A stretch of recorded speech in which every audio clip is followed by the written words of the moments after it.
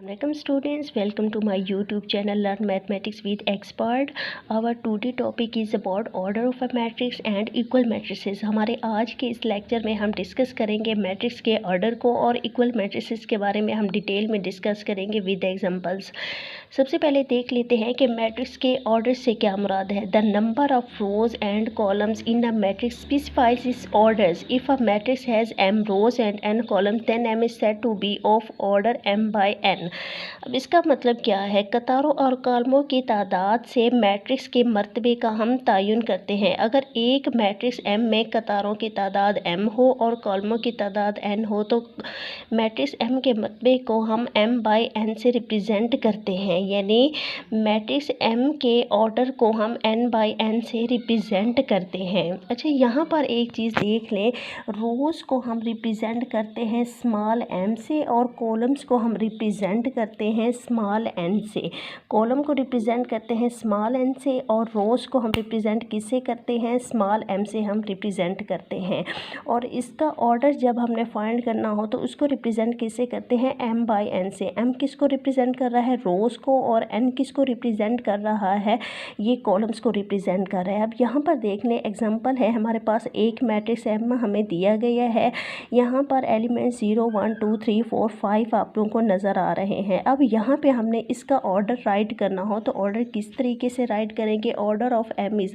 अब यहाँ पर आप लोग देख लें, ये हमारे पास है, ये हमारे पास है रो वन को रिप्रेजेंट कर रहा है और यह हमारे पास क्या है, रो 2।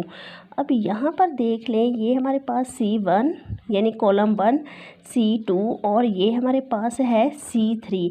अब ये हमारे पास कॉलम 1, कॉलम 2 और कॉलम 3 है। अब इस तरीके से जब हमने इसका ऑर्डर राइट करना हो तो फिर ऑर्डर हम राइट किस तरीके से इसका करेंगे कि उसको हम किससे रिप्रेजेंट, ऊपर मैंने बताया था m बाय n से। m किसको रिप्रेजेंट करता है, रोज़ को, और n किसको, कॉलम्स को। अब इसकी रोज़ कितनी है हमारे पास, अब इसकी रोज़ हैं हमारे पास 2 रोज़ बाय, और कॉलम्स कितने हैं, 1 2 3। अब इसका ऑर्डर कितना आ गया, m का ऑर्डर कितना है, 2 बाय 3। 2 रोज़ हैं और 3 कॉलम्स हैं। अब इसी तरीके से हम a का ऑर्डर निकालेंगे। a में हमारे पास देख लें रोज़ कितनी है, ये हमारे पास रो 1,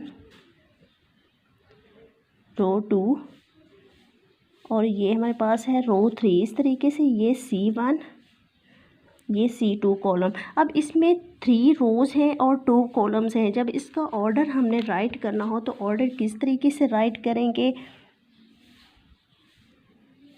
3 बाय 2। इसका ऑर्डर क्या आएगा, 3 बाय 2 आएगा।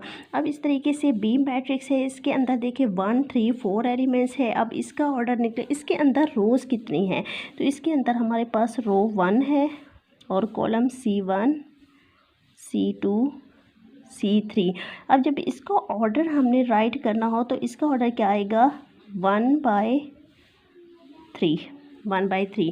सी मैट्रिक्स है 1 5 6 7 8 9 8 7 3।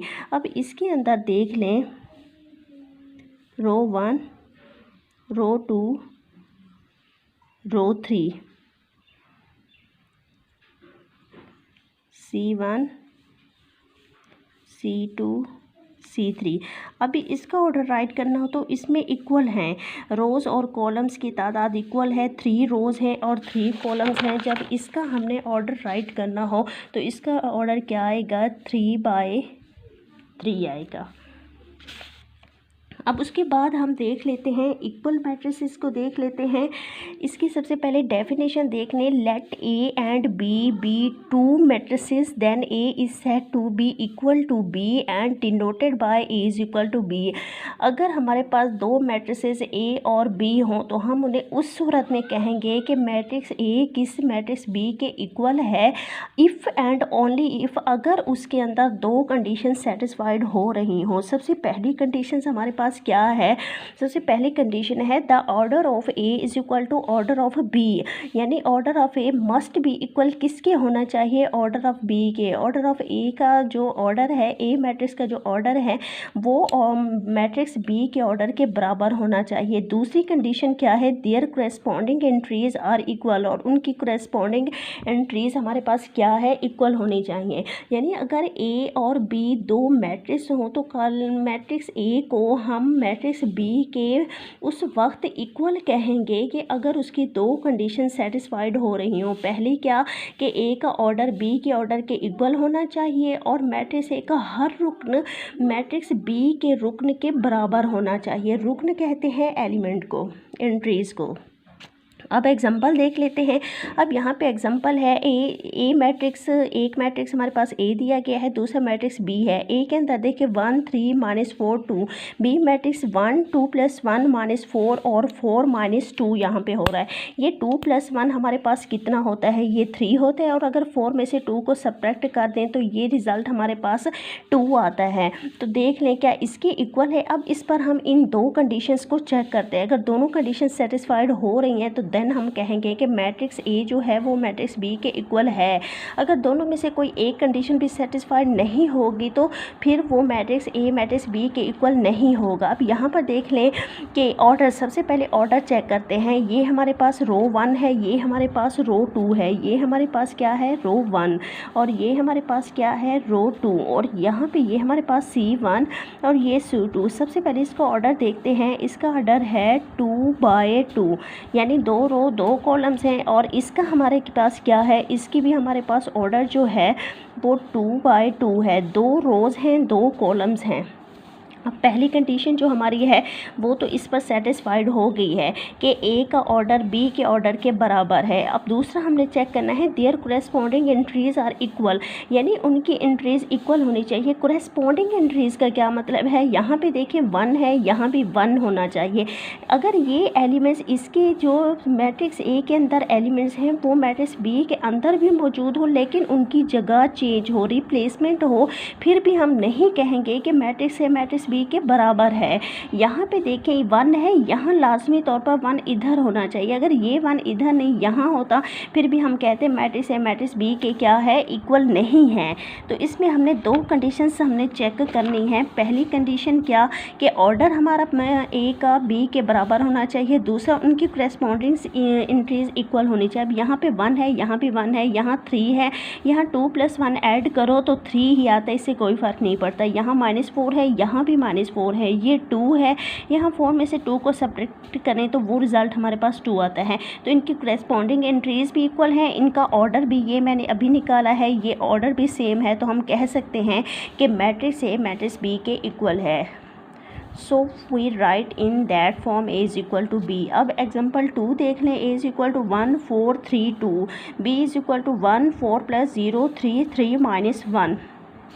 अब यहाँ पर देखें, यहाँ पे हमने दोनों कंडीशंस को चेक करनी है। कौन सी, एक तो देखना है कि order of A order of B के बराबर होना चाहिए और इनकी करेस्पॉन्डिंग एंट्रीज़ भी क्या, इक्वल होनी चाहिए। अब इसका ऑर्डर क्या है, इसका ऑर्डर हमारे पास वही है 2/2, और इसका क्या है, इसका भी है हमारे पास 2/2, यानी 2 रो 2 कॉलम्स हैं, इसके अंदर 2 रोज़ 2 कॉलम्स हैं।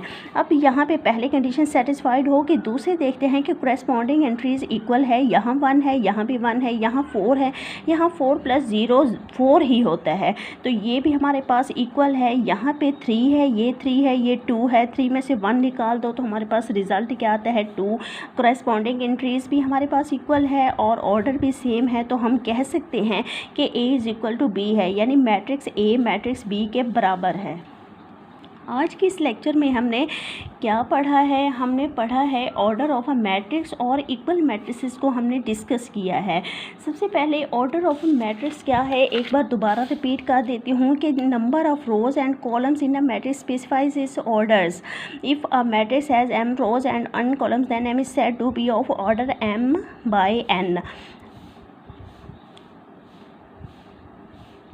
उसके बाद हमने क्या पढ़ा है, उसके बाद हमने पढ़ा है इक्वल मैट्रिसेस के बारे में कि दो मैट्रिसेस को कब हम इक्वल कहेंगे। हम उन्हें उस सूरत में इक्वल कहेंगे कि उसके लिए दो कंडीशंस को चेक करेंगे। सबसे पहली कि मैट्रिक्स ए का ऑर्डर मैट्रिक्स बी के इक्वल होना चाहिए, और सेकंड क्या है कि इनकी करेस्पॉन्डिंग एंट्रीज इक्वल होनी चाहिए। अगर दोनों कंडीशन सेटिस्फाइड हो जाती हैं तो मैट्रिक्स जो दो दिए गए हैं वो आपस में एक दूसरे के इक्वल होंगे। अगर दोनों में से कोई एक कंडीशन भी सेटिस्फाइड नहीं होती तो फिर वो दोनों मैट्रिक्स एक दूसरे के इक्वल नहीं होंगे। और जब एक दूसरे के इक्वल नहीं होते तो फिर हम उन्हें किससे रिप्रेजेंट करते हैं, फिर हम इससे रिप्रेजेंट करते हैं कि ए नॉट इक्वल टू बी, और अगर इक्वल हों तो फिर हम ये इक्वलिटी का साइन डालते हैं कि मैट्रिक्स ए बी के इक्वल है। होप सो कि आप लोगों को अच्छे तरीके से कॉन्सेप्ट क्लियर हो गया होगा इक्वल मैट्रिसेस का और ऑर्डर ऑफ अ मैट्रिक्स का। Thanks for watching, take care and अल्लाह हाफिज़।